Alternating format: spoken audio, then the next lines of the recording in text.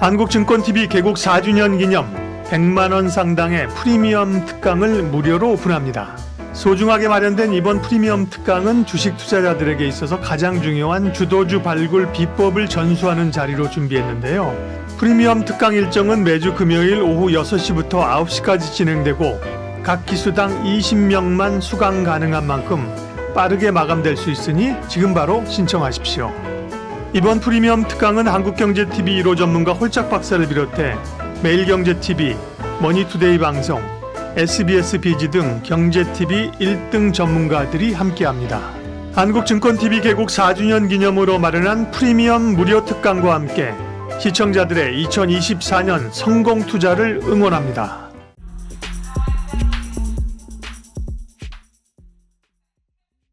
이민수의 경제토크 퍼스트 프라임 리서치 손여로 팀장님과 드디어 반도체 얘기를 하겠습니다. 2차전지만 하는 건 아니다.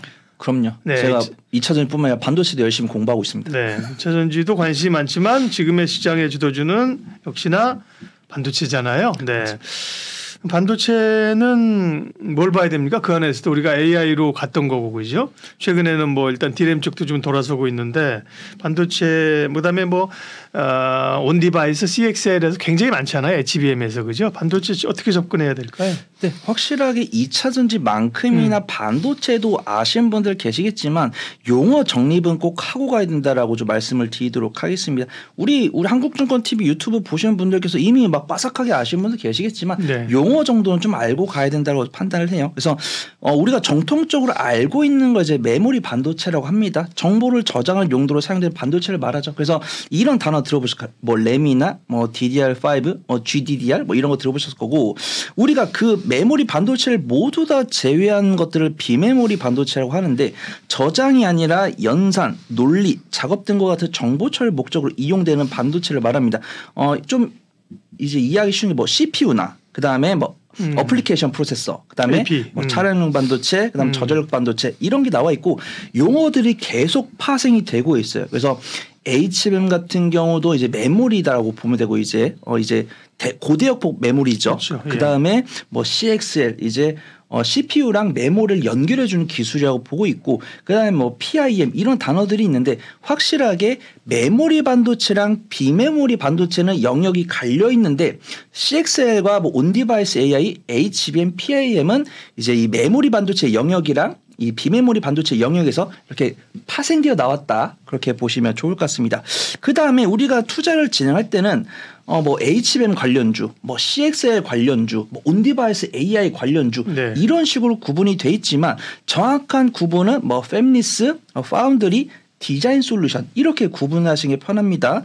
이제 팹리스라고 하면은 이제 팹과 레스의 합성어인데 반도체를 직접 생산하지 않고 이제 공장이 없어요. 이제 설계하는 곳만 설계소만 있는 겁니다. 팹이 없다 이거예요. 팹리스. 팹이 없다라는 겁니다. 설계업체죠. 네. 네. 반도체 설계를 전문적으로 반도체 업을 하는 회사인데 예를 드는 게 이제 인텔, 엔비디아, AMD 그다음에 영국의 ARM이라고 부르는 기업들이 그런 기업들이 이제 설계만 전문적으로 영위를 하고 있고 파운드리가 이제 설계를 안 하고 설계도를 주는 기업들의 설계도대로 생산을 해서 주는 기업입니다. 그래서 외부 업체가 설계한 반도체 제품을 위탁받아서 공급하는 공장을 가진 반도체 위탁 생산 업체다라고 해가지고 우리가 아는 기업들 중에서는 TSMC랑 삼성전자를 들 수가 있고 네.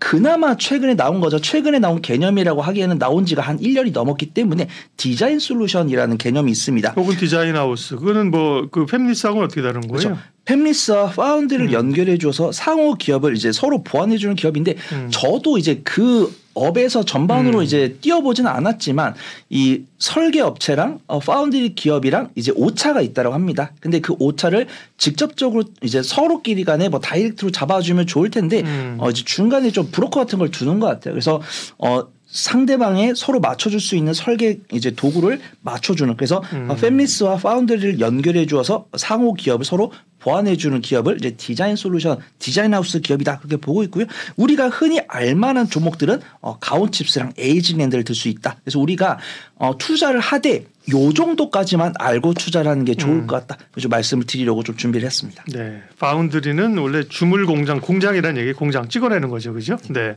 그다음에 이제 디자인 솔루션 혹은 디자인 하우스는 조금 생소, 뭐 얘기는 많이 하는데 솔직히 맞습니다. 뭐라는지 잘 모르는데 정리를 해주셨고, 그러면 그 가운데서 어쨌든간에 어느 쪽이 포인트예요? 네, 반도체 시장. 근데 확실히 좀 이제는 메모리 반도체를 공략을 해야 되고 메모리 어차피 이 시스템 반도체 같은 경우 어차피 눌림목 만들고서 추가적인 상승이 나올 수 있기 때문에 지금은 메모리 반도체를 공략을 하지만 시스템 반도체는 꾸준히 관심을 두어야 된다. 그래서 말씀을 드리도록 하겠습니다. 보통 엔비디아가 뭐 하는 기업인지는 몰라도 엔비디아는 다들 아시더라고요. 그래서 그렇게 투자하신 분들 너무 애처로워서 알고 계시라 해서 첫 번째로 그렇게 준비를 했었고요. 네. 일단 뭐 제가 뭐 2년 3년간의 그런 것도 다 말씀을 못 드리겠지만 최근 일주일 동향을 좀 말씀을 드릴게요. 이 반도체 이 수급 동향이 어떻게 가고 있냐면 첫 번째로는 GTC 2024에서 시작이 됐습니다. 네. 그다음에 우리나라 같은 경우는 이제 저 PBR 모멘텀이 나왔었고, 그다음 젠슨왕 CEO가 발언을 했고, 그다음에 이제 주주총회, 삼성전자 주주총회에서 발언이 나오면서 이제 삼성전자 강세를 보여줬죠. 그다음에 그 삼성전자 SK하이닉스에다가 이제 돛을 달아준 게 FOMC 결과입니다. 하나씩 말씀을 드릴게요. 일단 GTC 2024 저번 주에 개최가 됐었는데 이제 엔비디아가 이제 주최하는 행사입니다. 이제 엔비디아의 뭐 실적 가이던스나 그다음에 신제품 공개하고 앞으로의 2024년 가이던스를 발표하는 부분이고 이제 엔비디아 같은 경우 올해 데이터 센터가 2배 이상 증설이 될 거기 때문에 자신들이 설계하고 있는 GPU가 2배 이상 팔릴 것이다. 이런 부분들이 나오면서 이제 시스템 반도체 관련 종목들이 강세를 보였습니다. 여기서 이제 SK하이닉스 같은 경우는 AI PC용 SSD를 공개를 했고요. 삼성전자 같은 경우는 CXL 기술에 대해서 발표를 했습니다. 그 상황에서 이게 이제 저번 주의 이야기고 저번 주 수요일 날 아침에 밸류업 기업의 법인세를 깎아준다라는 뉴스가 나오면서 이제 저피별 우리가 알고 있는 뭐 금융주나 이런 종목들 강세를 보였고 삼성전자도 강세를 보였는데 트리거는 이 뉴스가 됐죠. 젠슨왕 엔비디아 CEO가 삼성전자가 개발한 HBM을 테스트를 하고 있는데 기대가 크다 이런 뉴스가 나왔습니다. 우리가 SK하이닉스가 정말 이 HBM3 관련해서 치고 나갈 때 삼성전자 못 갔던 이유가 수율 문제가 좀 있었다고 합니다. 네. 이제 동일 양을 찍어냈을 때 양품이 안 나오다 보니까 이제 SK하이닉스 쪽에 보고 있는데 친필로 승인을 했다는 뉴스가 나왔다고 하는데 저는 아직 못 봤습니다. 그거는 이제 그 GTC 삼성전자 그 부스에 가서 거기에 이렇게 시제품에다가 자기가 사인을 했고 뭐 프루브라고 써서 승인했다는 건데 그게 공식 문서는 아니죠. 그래서 이제 조금 현장 방문해서 그 부스에서 사인했다는 거예요. 왜냐하면 사인해야지 삼성전자 하이닉스가 거기 스폰서 회사인데 돈 내고 왔는데 그런 개념이고요. 예. 네, 그런 부분에 있으니까 요것도 이제 박사님 말씀하시고서 사실 여부 체크하면서 또 매매 참고하셔야 됩니다.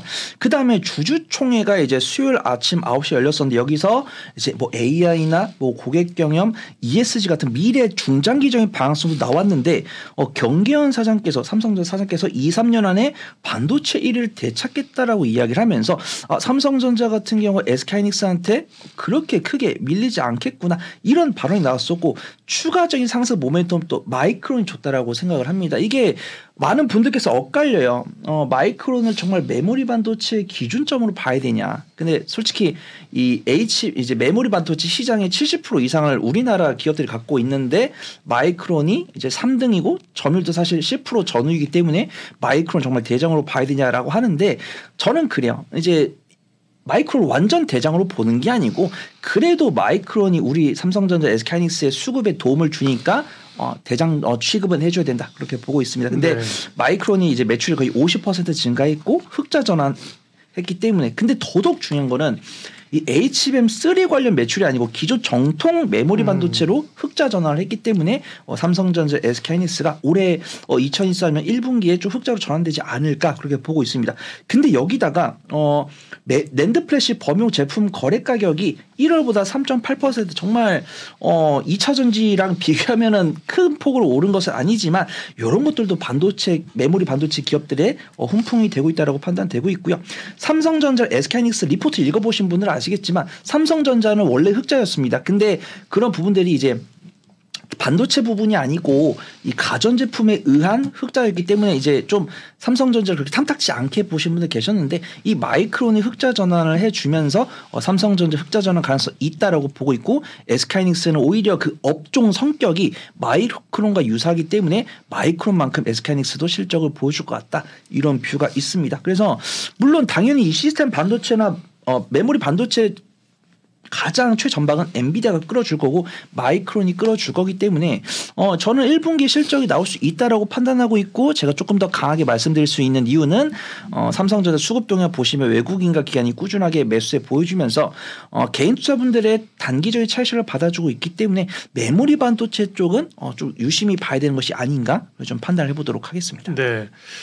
반도체는 뭐 관심이 많죠. 그다음에 이슈도 많은 상황들이고요. 반도체 기본적인 이제 구분하고요. 최근 뉴스를 봐주셨고 한국증권TV 개국 4주년 기념 100만 원 상당의 프리미엄 특강을 무료로 오픈합니다. 소중하게 마련된 이번 프리미엄 특강은 주식 투자자들에게 있어서 가장 중요한 주도주 발굴 비법을 전수하는 자리로 준비했는데요. 이번 프리미엄 특강은 한국경제TV 1호 전문가 홀짝 박사를 비롯해 경제TV 1등 전문가들이 함께합니다. 프리미엄 특강 일정은 매주 금요일 오후 6시부터 9시까지 진행되고 한국증권TV 개국 4주년 기념으로 마련한 프리미엄 무료 특강과 함께 시청자들의 2024년 성공 투자를 응원합니다. 반도체 관련해서 시장에서 주목받고 있는 대표 기업들 흐름을 좀 보죠. 일단 HBM 하면 한미반도체. 그렇죠? 맞습니다. 최근에 또 이수페타 시리즈도 많이 보는 것 같습니다. 네. 네, 사실 HBM 관련해서 한미반도체랑 이수페타시스를 빼면 안 된다 그렇게 네. 판단하고 있고요. 제가 이제 저도 이제 반도체 관련해서 좀 이야기를 자주 드리고 싶었는데 이렇게 또 기회가 돼가지고 좀 부담스러워 보인다고 하시더라도 제가 공략 포인트나 이런 것들 말씀드리고 저 탑픽을 또 준비해 왔으니까 방송 끝까지 좀 지켜봐 주시면 좋을 것 같고 네.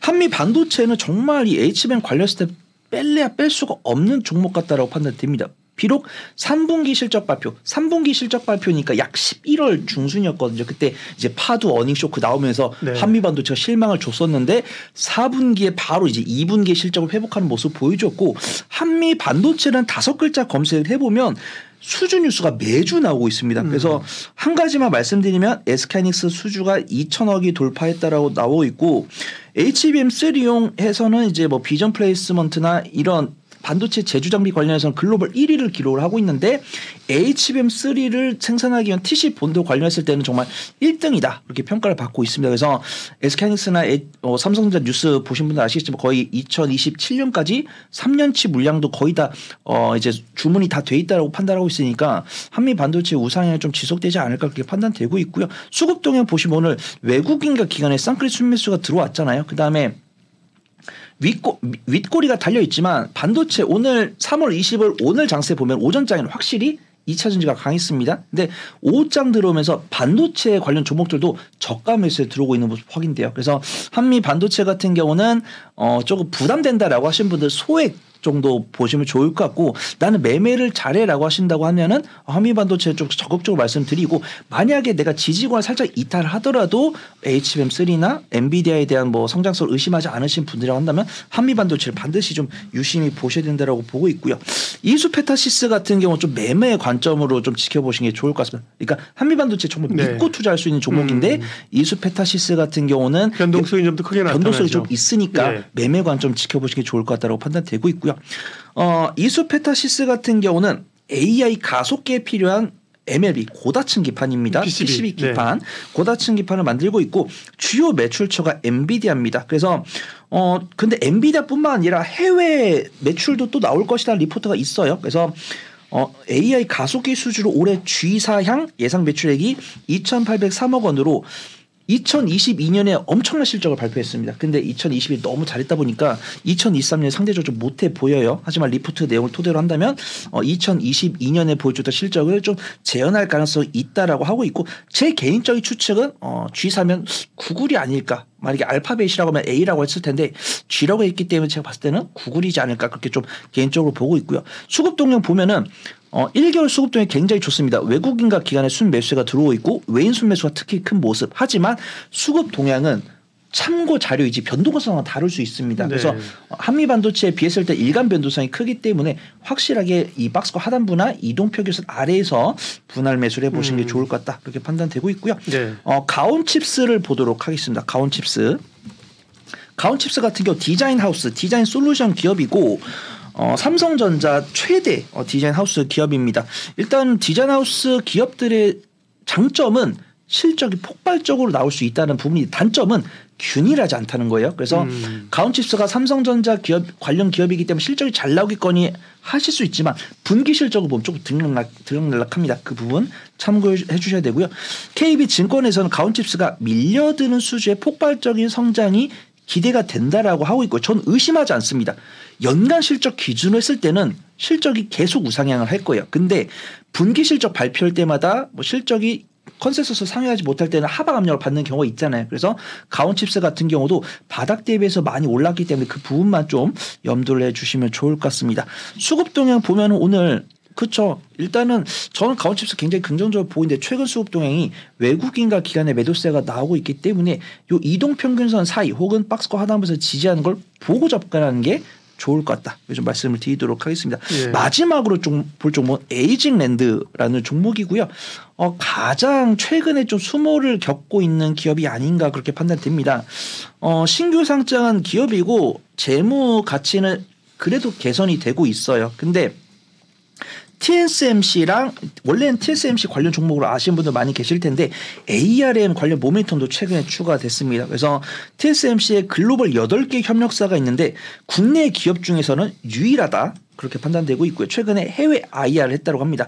해외 파트너사가 더 생길 거다라고 전망을 하고 있는데 ARM 토탈 디자인 프로그램 파트너로 선정이 되면서 TSMC뿐만 아니라 이 해외 IR을 통해서 ARM 관련 모멘텀도 입을 수 있겠구나라고 보고 있는데 재밌습니다. 실적이 잘 나오고 있는데 삼성전자, SK하이닉스 관련주가 아니다라는 이유만으로 이게 고배를 얻고 있습니다. 수급 동향 보면은 네. 처참하죠. 외국인과 기관의 매도세가 나오고 있습니다. 하지만 삼성전자, SK하이닉스 관련 뉴스 나오거나 뭐 AMD 뉴스 나올 수도 있고 엔비디아 관련 뉴스도 나올 수 있잖아요. 근데 TSMC랑 ARM 관련 뉴스가 나왔을 때는 이렇게 단기적 슈팅이 나올 수 있으니까 에이징랜드를 관심 종목에 안 넣어 놓으실 분들은 안 넣어 놓으셔도 됩니다. 하지만 매매를 잘하신 분들이나 좀 단기 매매 좋아하신 분들께서는 좀 뉴스 추적이 잘 되신 분들께서는 에이징랜드도 관심 종목에 넣어 놓으시면 좋을 것 같다. 말씀을 드리도록 하겠습니다. 반도체 관련해서 관심 종목이 많죠. 시장에서 이제 좀 이슈를 받고 있는 기업들을 쭉 몇 개 종목을 대표적으로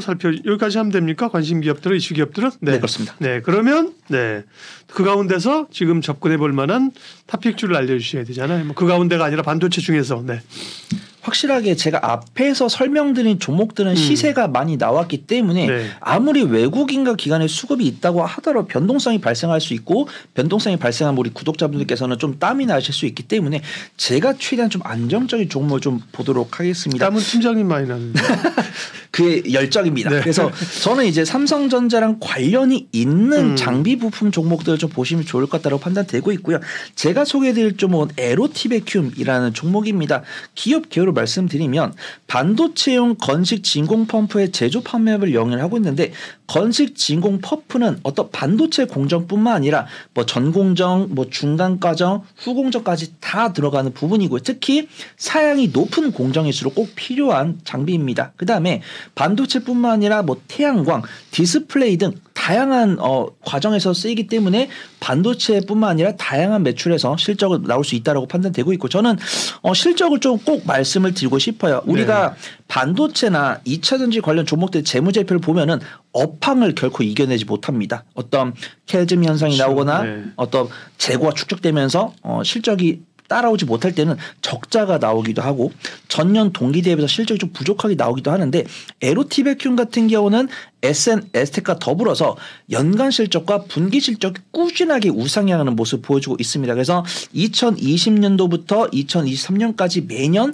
15에서 20% 꾸준하게 실적이 우상향하는 모습을 보여주고 있고요. 삼성전자 관련 종목이라고 말씀드린 이유가 있습니다. 재무제표를 보시면 3대 주주가 삼성전자입니다. 현재 지분을 7.12% 보유를 하고 있고요. 삼성전자 국내 공장뿐만 아니라 해외 공장에도 이제 이제 공정 장비를 납품할 것으로 보입니다. 이제 조지아주에 테일러 반도체 공장이 있는데 이제 그 주주총회 읽어보신 분들 아시겠지만 현재도 공장을 증설하고 있고 2032년부터도 약 11개의 반도체 공장을 증설을 하겠다고 했으니까 그 반도체 공장에 들어가는 건식 진공 펌프는 에로티베큐미 납품할 가능성이 높다 그렇게 보고 있고요. 증권사 리포트를 보다도 제가 앞에서 말씀드린 것처럼 어려운 공정에 있을 때는 건식 진공 펌프 수요가 증가를 하고 있는데 물론 일본이나 유럽에는 좀 경쟁 기업이 있습니다. 하지만 에로티베큐미 국내에는 경쟁 기업이 없다라고 보고 있으니까 에로티베큐미의 당분간의 실적 우상향세는 지속이 될 거다. 그렇게 좀 보고 있습니다. 오늘 이제 시장을 보신 분들은 아시겠지만 2차 전지 쪽으로 수급이 몰리다 보니까 반도체 조금 외국인과 기관의 매도가 나왔습니다. 그래서 지금 제가 보여드리는 화면에서 외국인과 기관의 매도세가 나오지만 충분히 스윙 관점 보신다고 한다면 그다음에 삼성전자 반도체 관련해서 추가적인 모멘텀이 나온다고 한다면 외국인과 기관 수급 얼마든지 들어올 수 있다라고 판단되고 있고요. 현재 음봉 나오고 있지만 21선과 60일선이 닿았습니다. 그래서 지금 이 편집본을 받아보신 우리 구독자분들께서는 상대적으로 박스권 하단부에서 안전하게 접근하실 수 있고 스윙 관점으로 접근하신다고 하면은 안정적인 수익 가져갈 수 있지 않을까 판단을 해보도록 하겠습니다. 네, 반도체 관련주는 뭐 관심이 많은데요. 좀 덜 오른 또 삼성전자의 밸류체인에 있는 LOT-Vacuum을 관심주로 말씀하셨습니다. 퍼스트 프라임 리서치 손여로 팀장님 함께했습니다. 열정적인 손 팀장님 땀을 뻘뻘 흘리시면서 다음번 오실 때 LOT-Vacuum이 쫙 오르기를 기대를 하겠습니다. 고맙습니다. 감사합니다.